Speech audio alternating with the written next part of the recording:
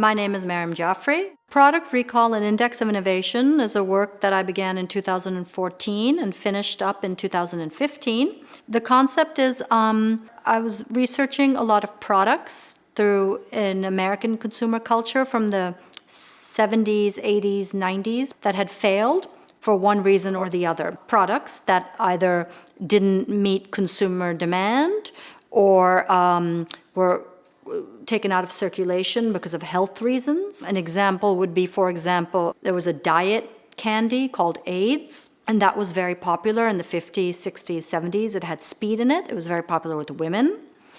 Around the early 80s, because of the AIDS crisis, their market completely went down.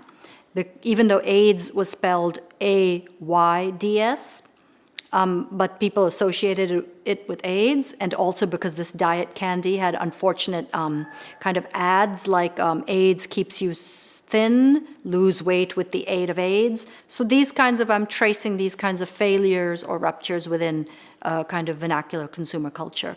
Generic corner, I began in 2015. In the 70s and 80s, there was a whole movement of what was called generic items.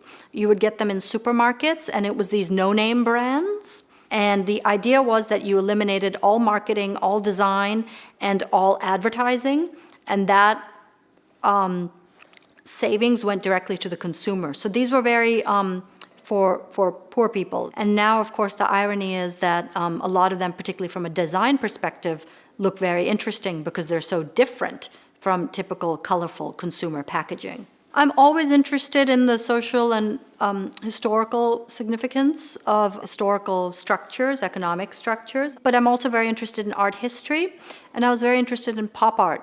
And with pop art, normally, like if you see a Coca-Cola or a Campbell's soup can, it's iconic, it's recognizable. And when I saw some of these failed product images, what I liked about them was they had that language, but you didn't recognize them. So this idea of kind of a failed pop, I found interesting, both art historically and also for socio-political reasons, why things failed and what that meant, and how consumer demand or desire can be created or not.